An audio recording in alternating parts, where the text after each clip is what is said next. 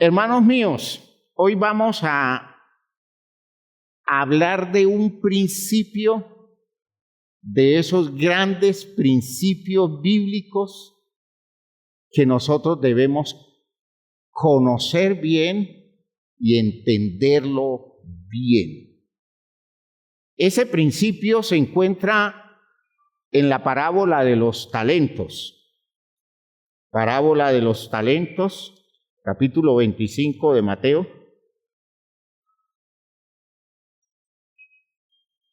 Y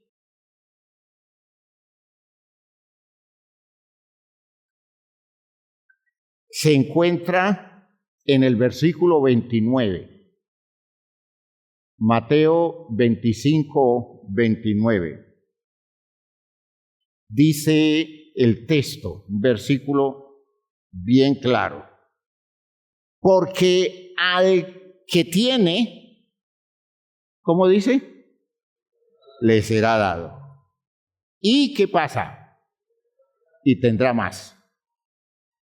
Y al que no tiene, ¿qué dice? Aún lo que tiene le será quitado. Yo ese texto a mí se me enredaba, porque dice, al que no tiene, aún lo que tiene, y si no tiene, ¿qué tiene? Si no tiene, porque dice, aún lo que tiene le será quitado. Ese texto lo aclara mejor en Lucas. ¿Verdad? Lucas, vayan a Lucas en el capítulo 8. Lucas 8. Dice, versículo 18, mirad pues cómo oís, porque a todo el que tiene se le dará, y a todo el que no tiene, aún lo que piensa tener, se le quitará. ¿Ve? Ya es más claro. Ya el mensaje como que es más fácil de entenderlo. Aún lo que piensa tener, ¿ya?, se le quitará. Lo que cree tener, lo que considera que tiene, ¿ya?, se le quitará. Eso es principio fundamental de la economía divina. ¿Sabían ustedes? Ese es principio fundamental. Es un principio que, dicho en esos términos, se repite varias veces en boca de Jesús. Jesús dice eso en los evangelios varias veces. Lo vamos a tomar en cuenta. Y, hermanos míos, en el Antiguo Testamento y en las cartas hay una aplicación continua de ese principio. Al que tiene, se le da más, o se le da para que tenga más. Al que no, porque cree tener pero no tiene, ¿ya?,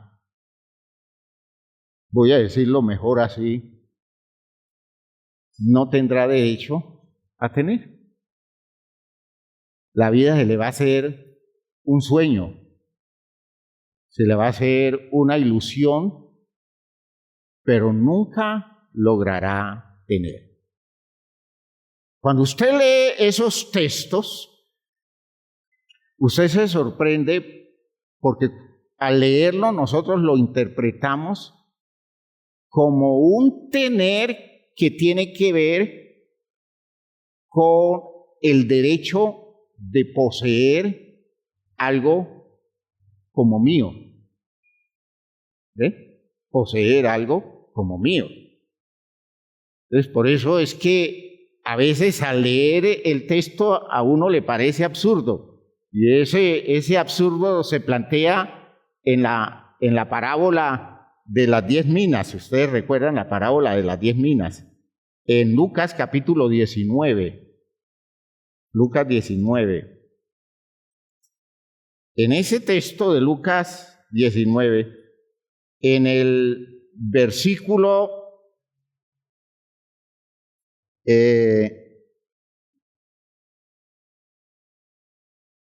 cuando en el versículo 24 dice el Señor, y dijo a los que estaban presentes, quitarle la mina y darla al que tiene las 10 minas, es el nombre de una moneda, ¿no?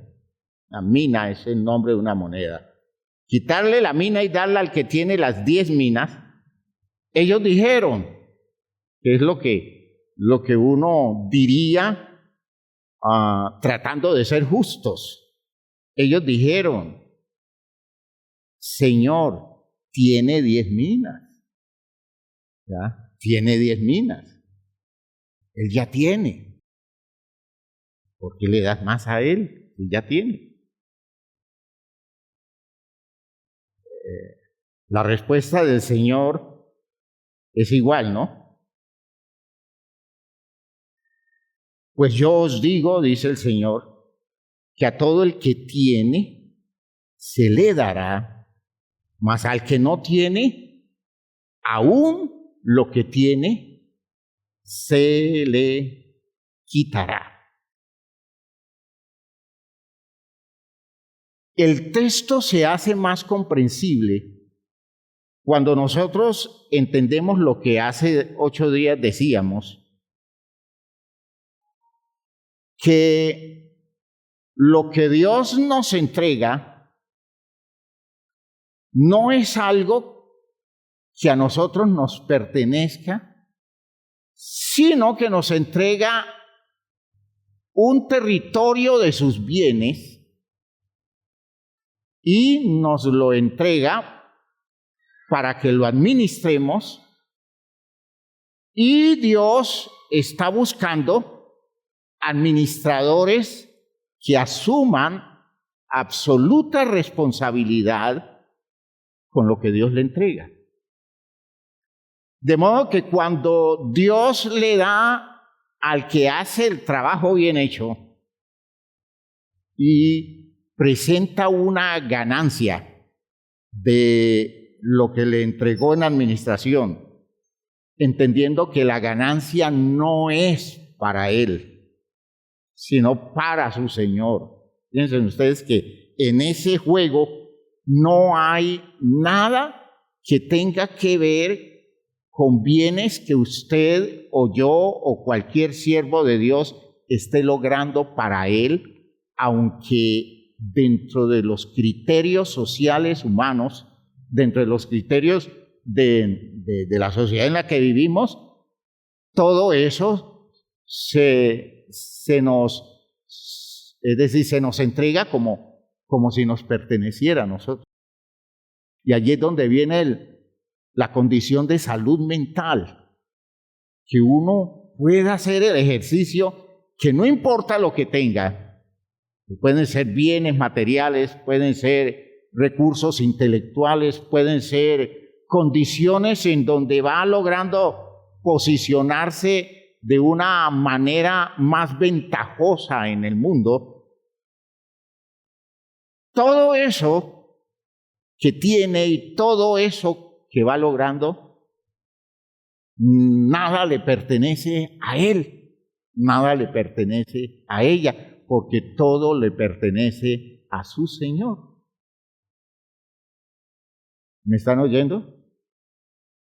¿Qué tan saludable es nuestra mente para podernos ver como auténticos administradores de Dios? Y que digamos nosotros, yo tengo esto, pero eso no es mío.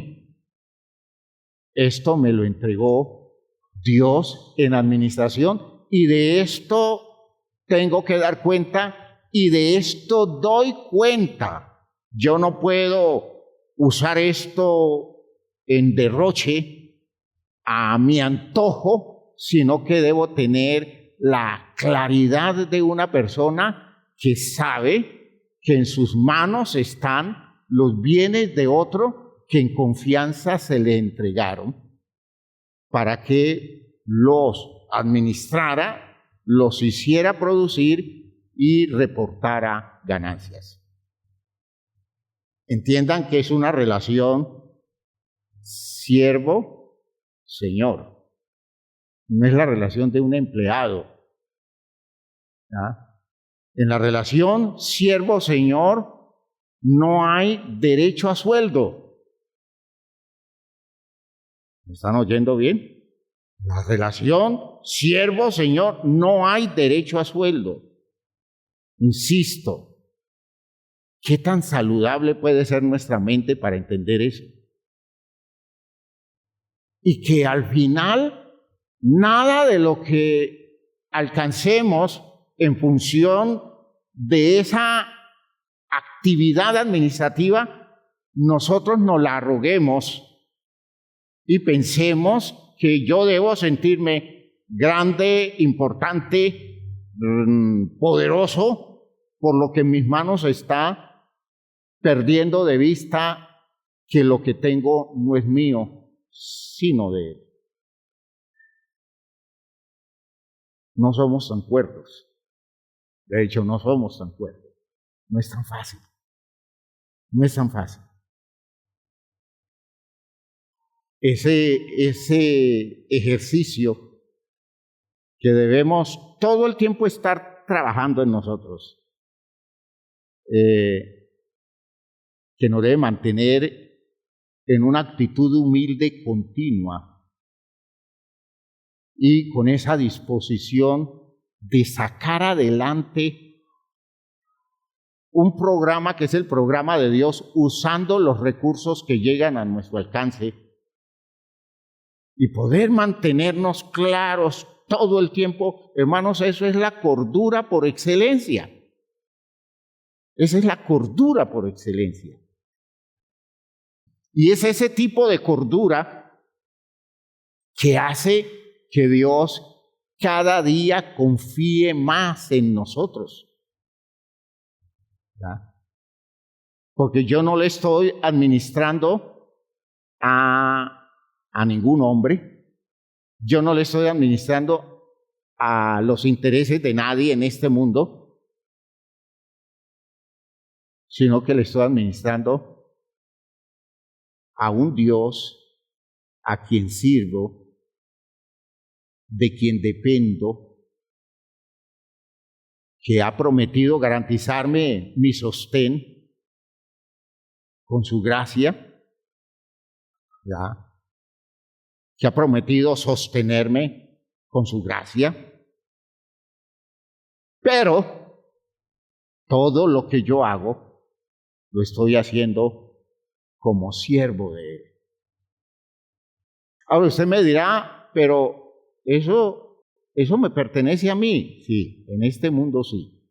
Y es allí donde, insisto, está la cordura, que yo lo acepto, lo asumo, lo administro.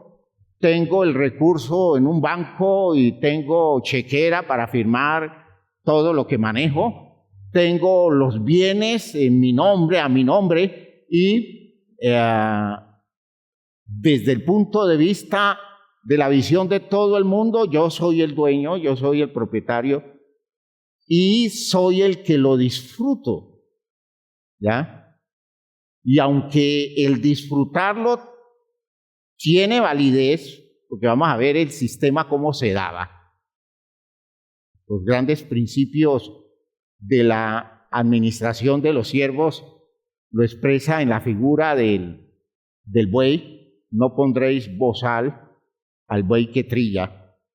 El buey tiene derecho de comer el grano que está él trillando en la rueda, en el molino que está moviendo. No, que no le deberían poner bozal, porque si el buey se agacha a comer algo de allí, tiene todo el derecho de comerlo, porque es el que está trabajando eso, ¿ya? ¿Sí? Entonces, esa visión es una visión importantísima. Fíjense que son dos visiones que plantea Pablo. Y el obrero es digno de su salario. Ya esa es otra figura en donde ya hay un obrero, una persona que está trabajándole a una empresa y merece que se le pague el sueldo. Esa figura es complementaria, pero la figura original es: no pondréis bozal al buey que trilla. Eso es un principio enorme. Todas las personas que administran bienes de Dios tienen derecho de disfrutar la bendición que esos bienes logran, pero no lo hacen como dueños. Por tanto, no lo pueden hacer a su gusto libre, sino que lo deben hacer en la actitud seria, comprometida y respetuosa de aquel que maneja los bienes que le pertenecen a otro. Qué complicado, ¿no? Qué complicado. El sistema de Dios, hermanos míos, es un sistema grandioso. Insisto que si nosotros fuéramos excelentes administradores y Dios tuviera confianza absoluta en nosotros, hermanos, lo que nosotros tendríamos, lo que el mundo tendría a su servicio, como bienes, como oportunidades, como logros, como derechos, hermanos, eso es sorprendente. El ejemplo es Cristo Jesús. ¿Qué es lo que Dios ha decidido que esté en las posibilidades de los seres humanos que no haya alcanzado para nosotros Cristo Jesús? Todas las riquezas de Dios, todos los bienes reservados por Dios en su programa, todo eso se nos ha entregado a través de Cristo Jesús. Gloria a Dios. El gran problema, el cuello de botella de todo eso que tiene Jesús como logro por el ejercicio administrativo que Él ha hecho, el cuello de botella lo representamos nosotros, porque nosotros debiéramos ser la expresión de ese territorio administrativo de Jesús. Jesús, el ministro de Dios por excelencia, haciendo uso de los ministerios nuestros para solventar al mundo. Y con todo lo que Dios le dio a Jesús, el mundo con eso tendría para vivir generosamente, para vivir con todas las posibilidades de bienestar. Pero no puede suceder. ¿Y por qué no sucede? Porque los agentes que tiene Jesús, los ministros que Él administra, esos ministros no dan la talla. Y se van dando épocas muy dolorosas de crisis enorme porque hacen falta bienes, muchas formas de bienes que no le llegan a los seres humanos y que Cristo los tiene en abundancia. En abundancia. Es que lo que Dios nos ha dado a nosotros en Cristo, hermanos, eso es extraordinario, inimaginable. Pero fíjense que el sistema no funciona sino a través de seres humanos. En este caso Cristo, pero Cristo ya no está aquí. Decíamos en la enseñanza que Él se fue lejos y nos dejó a nosotros. ¿Y qué hizo con nosotros? Nos entregó todos sus bienes. ¿Cuánto de eso estamos administrando realmente? ¿Cuánto de eso nos han soltado? De modo que hoy se diga que habiendo sido fiel en lo poco, hoy se nos suelta lo mucho. Y uno dice, no, eso no está sucediendo. No está sucediendo. ¿Ya? Porque el fenómeno que uno nota es el de este principio administrativo que estamos tratando de entenderlo. Es que creyendo nosotros tener mucho, al final nunca tendremos nada de lo que deberíamos tener a nuestro alcance como administradores, porque no le damos la talla, porque no somos confiables, porque por otro lado nos apropiamos y usamos a discreción, al gusto nuestro, al tenor de nuestros caprichos y de nuestras vanidades, usamos todo irresponsablemente y entonces Dios dice, hasta allí, no hay más. Y Jesús está buscando quienes surtan al mundo de la riqueza que Él ha ganado. Y no tiene mucha gente con la que pueda contar. Porque estamos cargados de codicia. Hermanos, si uno es siervo, la codicia no tiene espacio. A los siervos la codicia no le representa nada. ¿Ya? Codicia, avaricia. Estamos tocados de complejos, de sentimientos de inferioridad que tratamos de resolverlos con el tener, con la posición, con el poder. ¿Ven ustedes? Todo eso se cruza frente a los intereses del manejo de Dios y lo que debiéramos manejar solvente y abiertamente con toda la abundancia de lo que da Dios, no se logra dar. No se logra. ¿Ya? Porque hermanos, cuando dice Él, al que tiene se le da, no está hablando de simplemente darle bienes. Los bienes que le da, recuerden que lo dije hace 8 días, representa a responsabilidad más grande. No son bienes para yo usarlos como a mí me provoque porque son míos. Son los bienes del programa de Dios que cuando encuentra a alguien responsable, cada día le da más, pero eso quiere decir que cada vez esa persona adquiere una responsabilidad mayor y cada vez está más, digámoslo así, más comprometido con lo que el Señor le entrega, y si le da más, su compromiso lo somete más, lo mete más en el territorio de cumplir con los deberes y no con la idea de le da más para que disfrute más. Eso no tiene presentación en el programa. Esos textos no pueden ser entendidos así, porque si los entiende así, ese texto es absurdo. Ese texto es absurdo. Y cuando dice aquel que no tiene y se le quita, es más o menos un proceso de retroceso, ¿ya?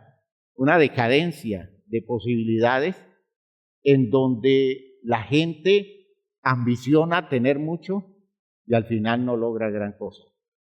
Porque el que provee para todo eso en su programa es Dios, ¿ya? Miren ustedes entonces el desglose de esa expresión en algunos textos. Vaya a Mateo capítulo 13. Mateo 13. Mateo 13.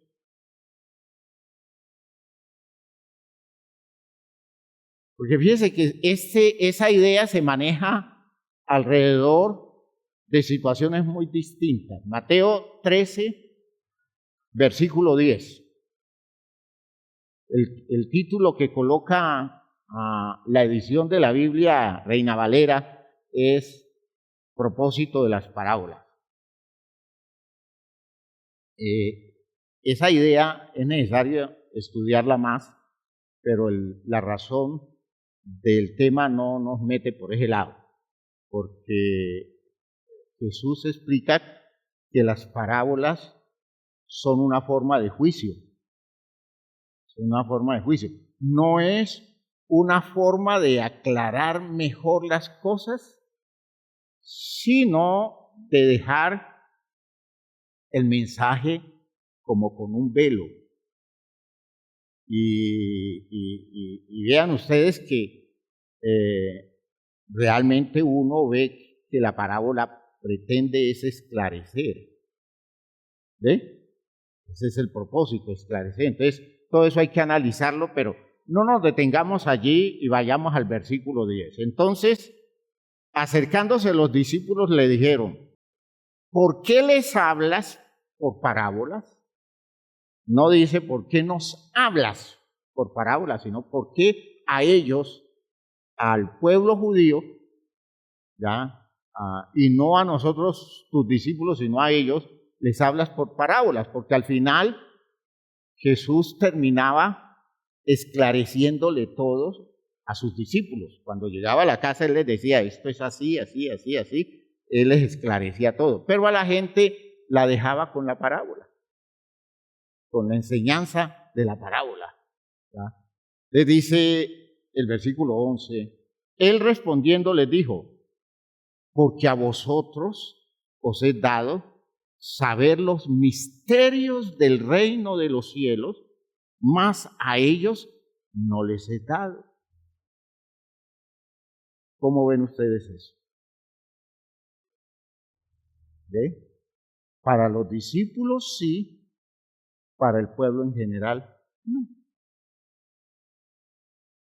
¿Qué está diciendo Jesús en términos del tema que estamos trabajando?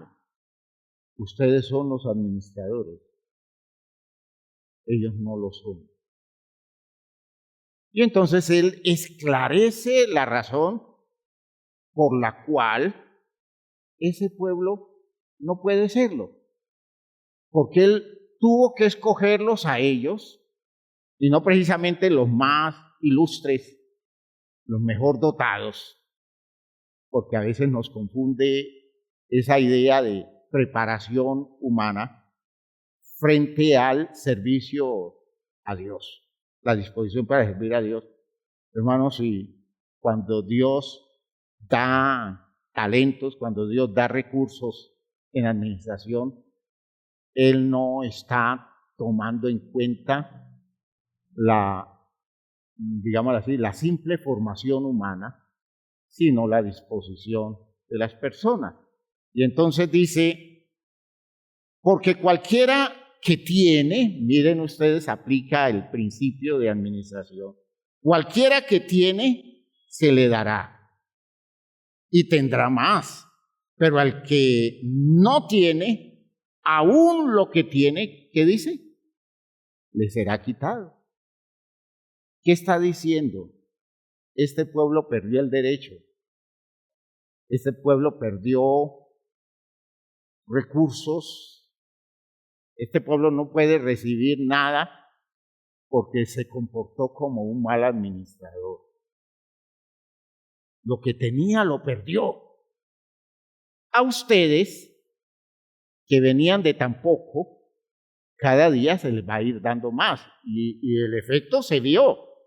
Ellos se convirtieron en los poderosos ministros de Dios, superando a los doctos de Israel, que nunca pudieron entender lo que los apóstoles sí entendieron.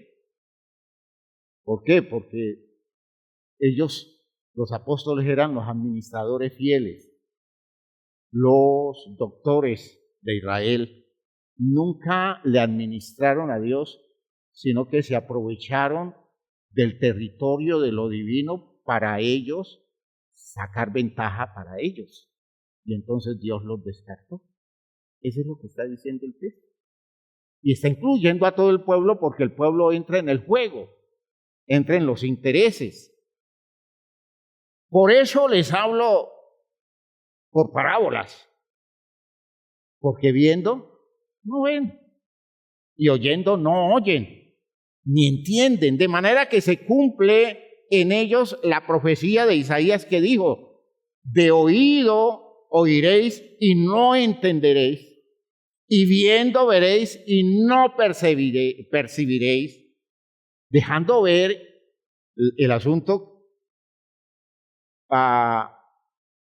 como la parábola, una forma de mensaje para que oigan, pero no logren hacer la interpretación de fondo, para que vean que una forma de parábola son los milagros. Hay una idea que un escritor así lo plantea: los milagros son una forma de parábola. Es un mensaje diciendo en la figura de un acontecer pequeño una cosa muy grande, una enseñanza muy grande. Y la gente puede ver, pero no entiende, porque se queda en la historia de la parábola, en el simple suceso del milagro, y no entiende lo que está detrás. Lo que le dijo Jesús a los judíos cuando les dio de comer y lo buscaron, porque estaban felices comiendo gratis y sabroso de lo que Jesús en el milagro les daba. Ellos quedaron impresionados por el milagro, pero el milagro solo los impresionó en cuanto les resolvió la necesidad, y nunca pudieron entender que detrás de ese milagro había una verdad mucho más grande. Y no se lanzaron detrás de eso porque no les llamaba la atención.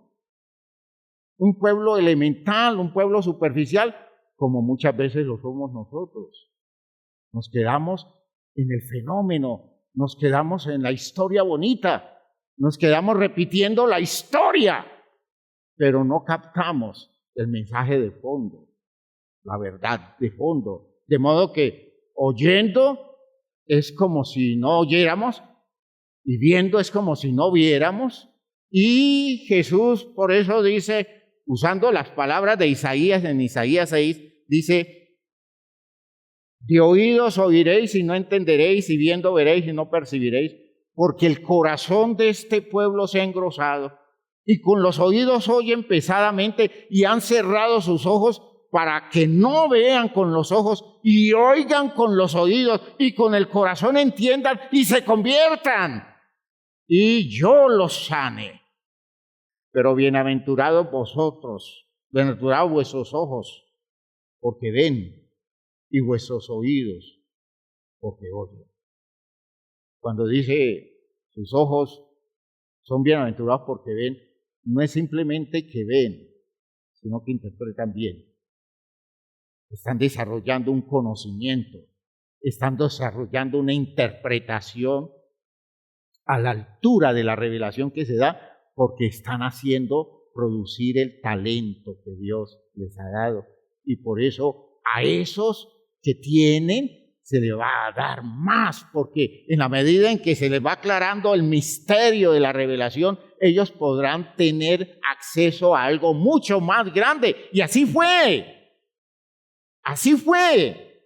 Esos hombres humildes, esos hombres que se veían como gente sin letras, aportaron un conocimiento que los doctores nunca pudieron siquiera entenderlo.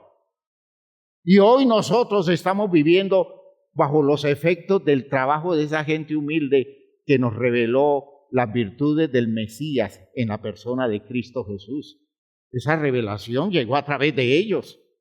Ellos fueron los que pudieron demostrarle a la humanidad que Cristo era el Mesías prometido en el Antiguo Testamento. Ellos nunca estudiaron el Antiguo Testamento como lo estudiaban los que se formaban en las escuelas de pensamiento en Israel. Ellos eran pescadores, alguno era un publicano, otros eran personas de muy baja formación, de corte intelectual, y sin embargo, ellos fueron demostrando en sus textos inspirados, fueron demostrando que todas las expectativas del Antiguo Testamento se cumplían en Cristo Jesús. ¿De dónde salió ese conocimiento? Ellos no se pusieron a estudiar la Biblia. Dice que no estoy hablando de Pablo. Pablo era un doctor. Y las cartas de Pablo son maravillosas. Pero antes de las cartas de Pablo, antes del mensaje elaborado por Pablo, está la estructura del pensamiento de los apóstoles de Jesús. Hombres humildes que confirmaron a los cuatro vientos que Jesucristo era el Señor, que Jesucristo era el Mesías, y ese mensaje hoy nos está salvando a nosotros. Administradores de riquezas.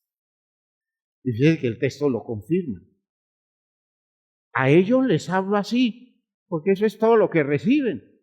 Pero a ustedes yo les quiero dar toda la claridad, porque ustedes están en otra disposición, están en otra actitud. Lo mismo podría suceder hoy con nosotros.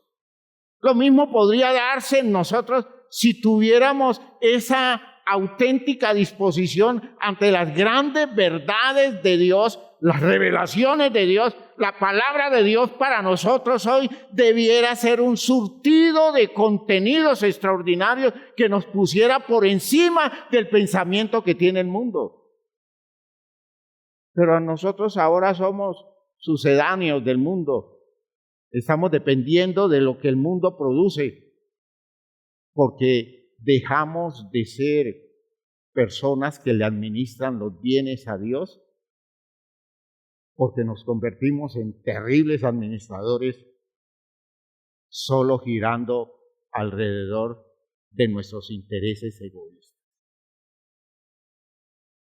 Hoy tenemos la posibilidad de un conocimiento que no tuvo Pablo, que no tuvo Pedro, que no tuvieron los apóstoles en el primer siglo. Hoy, en el siglo XXI del mundo, de la humanidad, Cristo Jesús sabe lo que en esa época no sabía. Está lleno de contenidos, y estamos hablando solo de verdades reveladas. Está lleno de contenidos, 20 siglos de conocimiento de Dios, donde Jesús ha crecido en una dimensión incomparable. El Jesús que estuvo aquí era un ignorante comparado con el Jesús que hoy está en los cielos.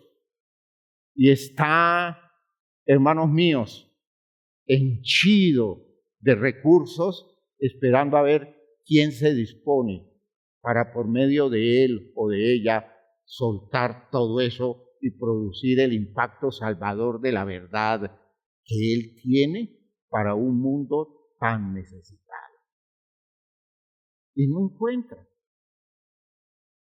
Nos hemos convertido de pronto en el pueblo a quien Jesús les da las parábolas.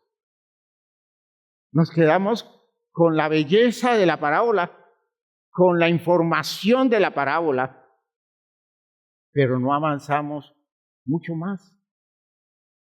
No tenemos disposición para mucho más que eso. Espero que esto esté quedando claro. Fíjese cómo se aplica ese principio administrativo. Y sucede que nosotros, creyendo tener, aún lo que consideramos que tenemos se nos va a quitar, porque si no nos abrimos a recibir de Dios por medio de Cristo, o a recibir de Cristo lo que Dios le ha entregado, hermanos, en nuestra ignorancia vamos a morir, en nuestra torpeza vamos a sucumbir, y el mundo nos va a hacer prisioneros de sus intereses, como estaba sucediendo. Nos hace prisioneros de sus intereses, porque a veces nos pone a nosotros a funcionar de acuerdo a sus planes, de acuerdo a sus proyectos, y nos volvemos nosotros defensores de los intereses del mundo y el programa de Dios, esperando a ver dónde resulta un ministro que se disponga para revelarle al mundo las grandes verdades que Dios nos ha dado en Cristo Jesús. Voy a finalizar hoy, porque esto quiero que comiencen a manejarlo como una inquietud. Pregúntense, ¿por qué somos tan cortos a nivel de la revelación de Dios? ¿Por qué estamos dando vueltas alrededor de cositas pequeñitas, insignificantes, y no avanzamos hacia los territorios de los grandes y poderosos conocimientos que nos pongan en la vanguardia frente a un mundo que necesita claridades mayores, un mundo que se llenó de ideologías y un mundo que carece de verdad y los que debieran ser portadores de la verdad tampoco saben gran cosa, porque no avanzan, porque no se comprometen. Hebreos, finalizo con el texto de Hebreos.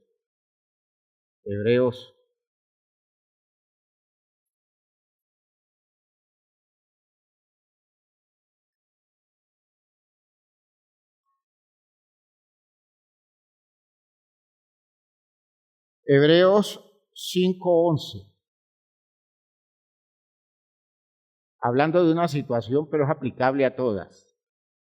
Dice el escritor a los hebreos acerca de esto: tenemos mucho que decir y difícil de explicar, por cuanto os habéis hecho tardos para oír. Es la idea de Isaías, retomada por Jesús. ¿Ya? Tardos para oír, porque debiendo ser ya maestros, después de tanto tiempo, tenéis necesidad de que se os vuelva a enseñar cuáles son los primeros rudimentos de las palabras de Dios. Y habéis llegado a ser tales que tenéis necesidad de leche y no de alimento sólido. Y todo aquel que participa de la leche es inexperto en la palabra de justicia porque es niño. Pero el alimento sólido es para los que han alcanzado madurez, para los que por el uso tienen los sentidos ejercitados en el discernimiento del bien y del mal, discernimiento que es necesario para poder identificar al mal cuando el mal se camufla y termina por tocarnos, seducirnos e inducirnos a vivir de la forma inadecuada que el mundo pretende hacerlo.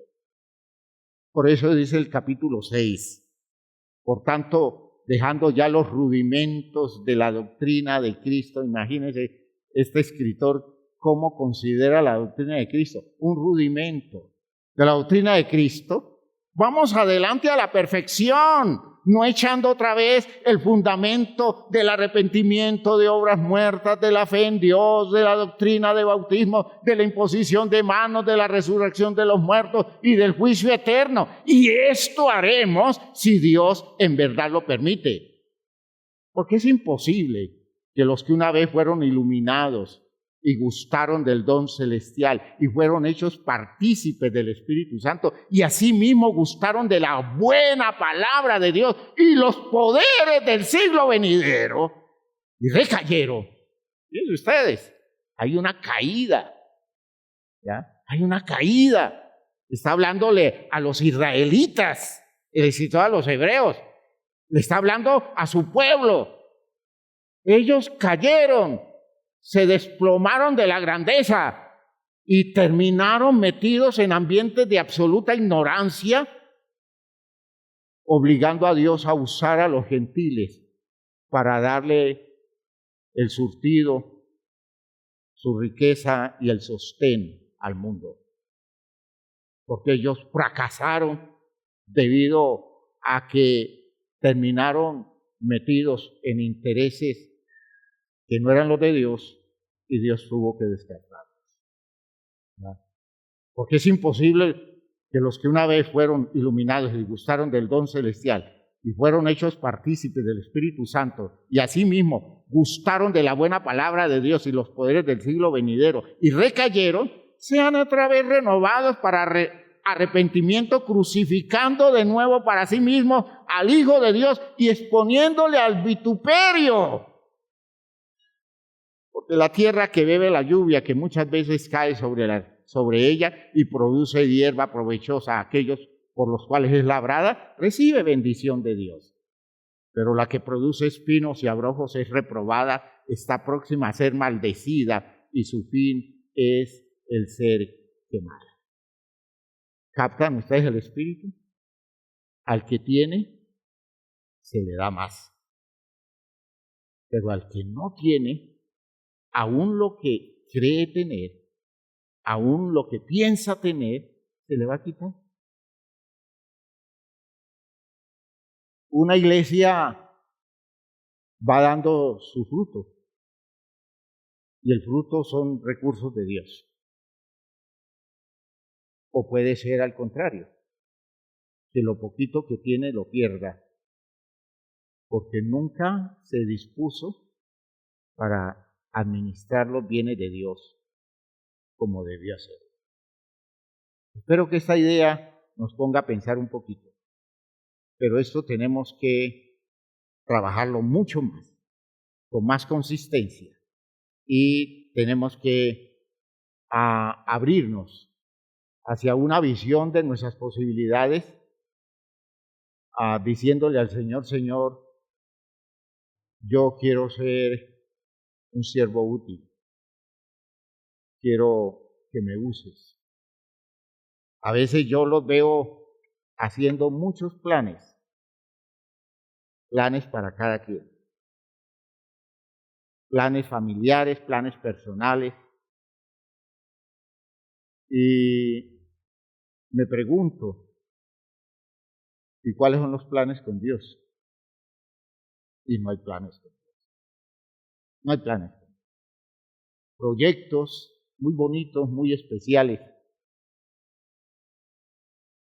¿Y cuáles son los proyectos con Dios? No hay. No los hay.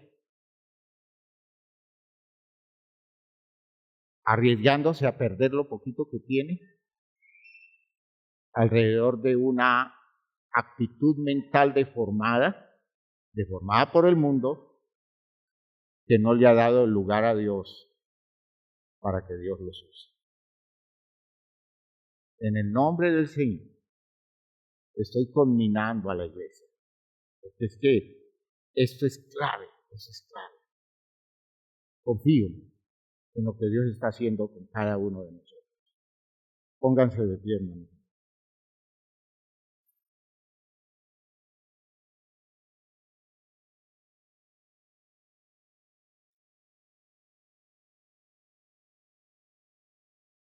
A alguien le decía en estos días, me estaba planteando un proyecto suyo, muy bueno, le decía, ¿y allí cómo va Dios? ¿Allí cómo va Dios? Me dice, hermano, no se preocupe, la iglesia va bien. Yo no estoy preguntando por cómo va la iglesia, yo digo, ¿cómo va Dios? Porque usted está haciendo un plan con algo que no es suyo. Con algo que no es suyo. Siquiera ha tenido la disposición para ir a Dios y decirle, Señor, ¿tiene sentido esto? No, no lo hacen, porque es un plan obcecado que se les mete en la cabeza. Cosas que tienen proyectadas, cosas que quieren hacer cada uno a su manera.